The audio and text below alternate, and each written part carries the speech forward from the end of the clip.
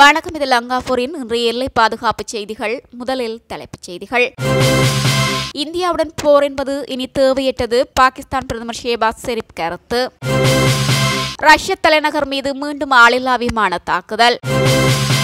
Ukraine தானிய ஏற்றுமதி ஒப்பந்தத்தை புதுப்பியுங்கள், ரஷ்யாவுக்கு கடும் அழுத்தம். தொடர்பென விரிவான செய்திகள்.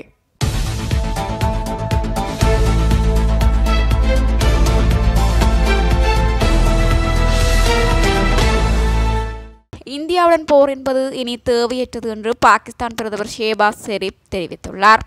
காஷ்மீர் உள்ளிட்ட அனைத்து பிரச்சினைகள் குறித்தும் இந்தியாவுடன் பேச்சுவார்த்தை நடத்த தயார் என்றும் பாகிஸ்தான் பிரதமர் தெரிவித்துள்ளார். பாகிஸ்தானின் எல்லை தாண்டிய தீவிரவாதம் காரணமாக இந்தியா பாகிஸ்தான் இடையிலான அரசாங்க உறவுகள் விரிசலடைந்துவிட்டன. இச்சூழலில் இந்தியாவுடன் போர் நடத்துவது தேவையற்றது என்று ஷெரீப் கூறியுள்ளார். ஆனால் ஜம்மு காஷ்மீர் இந்தியாவின் ஒருங்கிணைந்த பகுதி என்றும் அது குறித்து பேச்சுவார்த்தை நடத்த முடியாது என்றும் திட்டவட்டமாக இந்தியா தெரிவித்துள்ளது.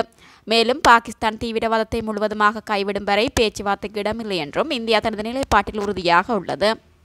ரஷ்ய தலைநகர் மாஸ்கோவில் உள்ள வணிக மையத்தை இலக்கு வைத்து ஆளில்லா விமான தாக்குதல் நடத்தப்பட்டுள்ளது. ஆகஸ்ட் 1ஆம் தேதி அதிகாலை வேளை இந்த தாக்குதல் நடத்தப்பட்டுள்ளது. மாஸ்கோவை அடைய முயற்சித்த போது பல ஆளில்லா விமானங்கள் வான் பாதுகாப்பு அமைப்புகளால் சுட்டு வீழ்த்தப்பட்டதாக ரஷ்ய பாதுகாப்பு அமைச்சகம் தெரிவித்துள்ளது. இந்த தாக்குதலுக்கு பின்னர் மாஸ்கோ நகருக்கு அருகே புகை கிளம்பியதாகவும் வணிக மைய கட்டடத்தின் கண்ணாடிகள் உடைந்ததாகவும் கூறப்படுகிறது. ரஷ்ய பாதுகாப்பு அமைச்சகம் இந்த தாக்குதலை உறுதி செய்தது. மொத்தம் 3 ஆளில்லா விமானங்கள் தாக்குதல் நடத்தியதாக அமைச்சகம் கூறியது. முன்னதாக ஜூலை 29 தொடக்கம் 30 இரவு மாஸ்கோ நகர வணிக மையத்தின் கட்டிடத்தை ஆளில்லா விமானங்கள் தாக்கியது குறிப்பிடத்தக்கதாகும். உக்ரைன் தானிய ஏற்றுமதியை அனுமதிக்கும் ஒப்பந்தத்தை புதுப்பிக்க வேண்டும் என்று ரஷ்ய ஜனாதிபதி விளாடிமிர் புடினிடம் எகிப்து ஜனாதிபதி அழுத்தம் கொடுத்துள்ளார்.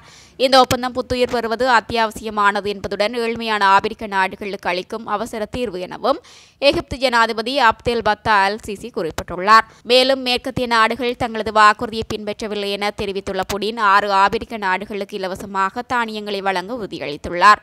கருங்கடல் பாதையூடாக தானியங்களை வாங்கும் முக்கியமான நாடு எகிப்து எனவும் தற்போது உணவுப் பண்டங்களுக்கு ஏற்பட்ட விலை உயர்வினால் பாதிக்கப்பட்டுள்ளதாகவும் மேற்கத்திய நாடுகளின் கொள்கை தவறுகளின் விளைவாகும் என புடின் குறிப்பிட்டுள்ளார்.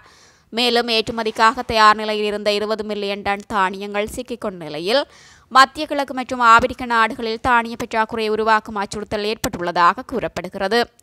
மேலும் இதுபோன்ற செய்திகளை உடனுக்குடன் அறிந்து கொள்ள langafood.com எனும் நமது இணையதளத்தோடு இணைந்திருங்கள். நன்றி. நம்ம லங்காஃபூர் சேனலை லைக் பண்ணுங்க, ஷேர் பண்ணுங்க, சப்ஸ்கிரைப் பண்ணுங்க அண்ட் மறக்காம உங்க கருத்துக்களை கீழே கமெண்ட் பண்ணுங்க.